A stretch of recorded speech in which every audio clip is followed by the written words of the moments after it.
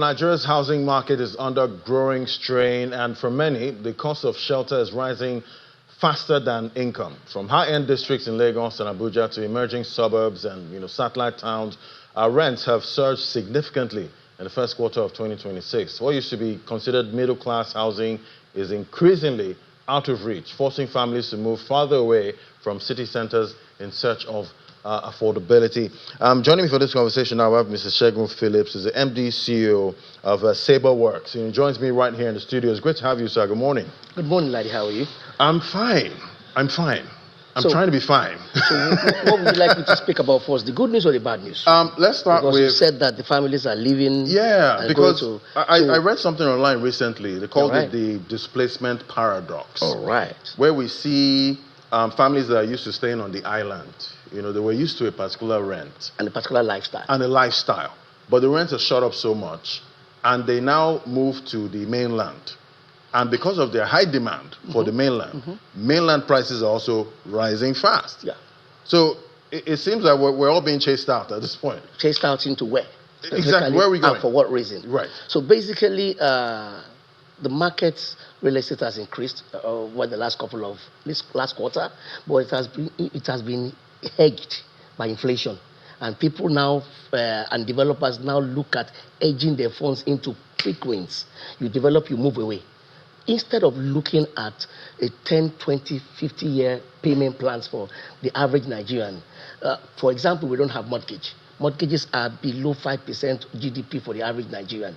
So for a Nigerian to afford a mortgage, you probably be on high end over there, on that level where you're earning close to 20, 15 million naira per annum. You can't go for 10, 7, 8 million naira per annum. You find Nigerians in a quagmire where instead of paying long term for your house that you own over a 10, 15 year, you see yourself paying incessantly for rent. However, infrastructure infrastructure for real estate environments is not moving as quickly and as fast as people going to places. Remember, Lagos carries 60% of real estate infrastructure in Nigeria itself. And over 3,000 to 5,000 Nigerians everywhere are coming to Lagos on a daily basis.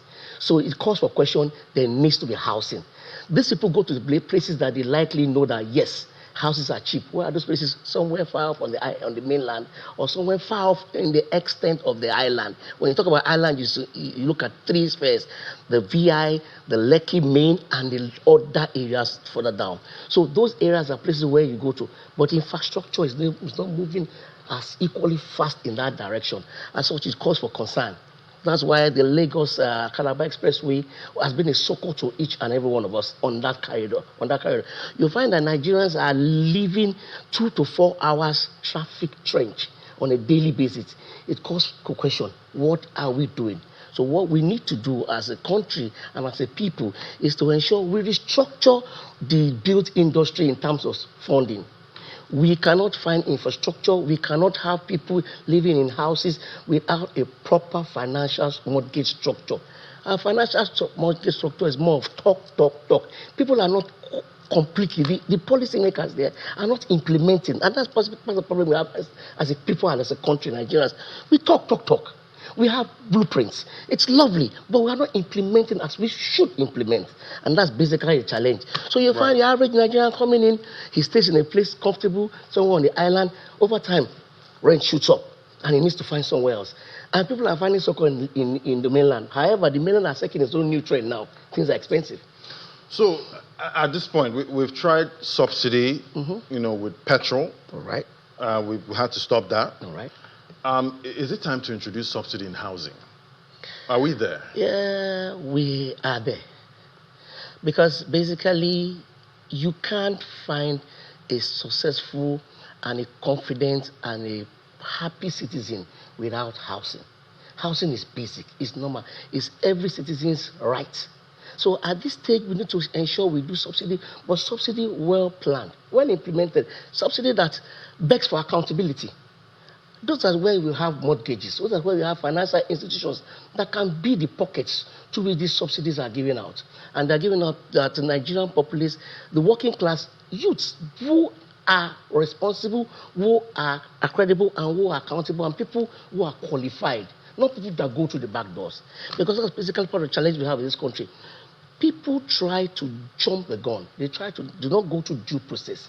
And that's part of the things that causes our challenges. But subsidy, I think, is something we should look out for, but it has to be done with accountability. Right. And definitely we've also seen the so-called outskirts also get really pricey at this point. So what's your advice for that average family man? He's trying to be his own landlord, at some point. What do you think is the way out for that man at this point? First of all, I would like to talk about being pricey. The reason it's pricey is because materials in the built industry are exponentially going up here. What the government needs to do for that is to ensure there are subsidies within materials for building for the developers. That will bring down the cost of delivery on those products. For the average Nigerian that is trying to find succor in building, they should approach moderate companies that are reliable. They should approach developers that are serious, that are seen to be looking into retail and retail market.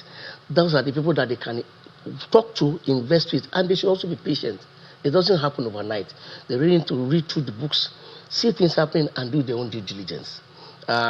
It's a long walk, but I strongly believe that we are ready for it. Yeah, because most of the time you have to hustle. You hustle. And like Fela will say, you are buying something, you hustle and collect money. Before you know it, the prices have increased again.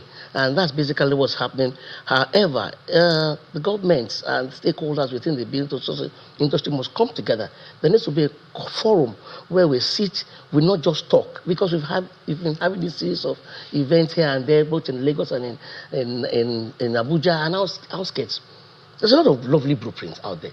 Like I must tell you, I must confess to you, people have had a lot of blueprints of how we can get out of this quagmire. However, we fall short each time on implementation.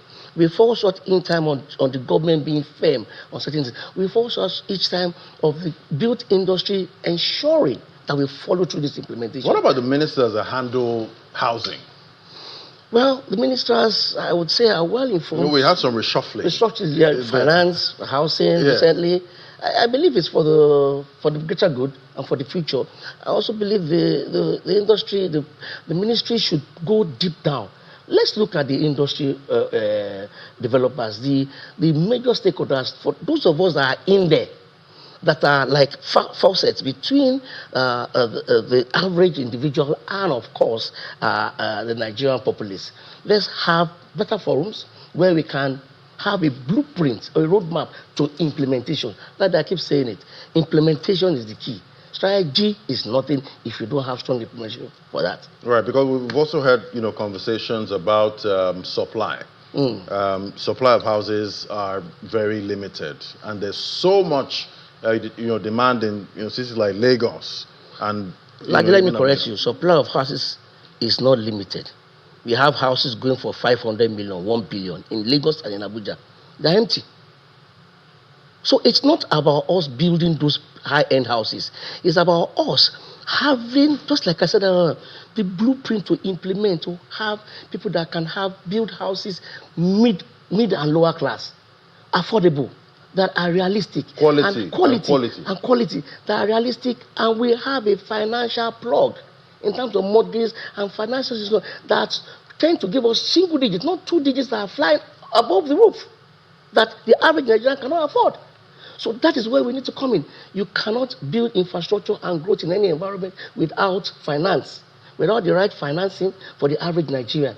So it still begs to question the same question we keep saying every time. Right. We need to implement. And when it comes to implementation, policy-wise, we keep begging for the right policy and implementation from the government. But if we don't get that at this point, what miracle can private sector perform? The private sector is intelligent and brilliant, full of brilliant developers, industry stakeholders, engineers, architects, and all of that. We have the Real Estate Development Association of Nigeria. It's one of those points that insist that due diligence must be done. That's what we are doing as private institutions here. Developers are coming in and they are talking and they are giving new blueprints to Nigerians, ways and possibilities that exists that can be revisited, that can be explored. So we have that quadrum, we have the association, we have other built associations where we sit down, we talk, and we do our best to implement. But we can't do it alone. There has to be a decisive and intentional support by the government itself. All right. So at this point, we must get that support. Yes, we must get from that the support. government. But what are you seeing in the next 10 years for Nigeria's housing market? The next 10 years, I would want us to study Lagos. Lagos is the blueprint for the future. For any other city in and outside Nigeria, Lagos is the blueprint. See what's happening in Lagos now. Just like you said, the paradigm shift from the mainland, from the island to the mainland. Even on the mainland, people, quote unquote, are confused at this stage now. Infrastructure must follow development. So we need to do more of infrastructure. We need to get it right in the financial aspect of ensuring that the average Nigerian and Lagosian itself has funding, the right funding, to meet up to his wages. Right. That's basically okay. And there's also that debate. They say it's better to rent than own a house. What do you think? Does it apply here? It doesn't hold water. Doesn't hold water. It doesn't hold water. All right. It's basically. Thank you so much, sir. This You're is welcome. Segun Phillips, is the MD CEO, SUBURBS. Thank you for coming on the show today. You're welcome. Thank you very much.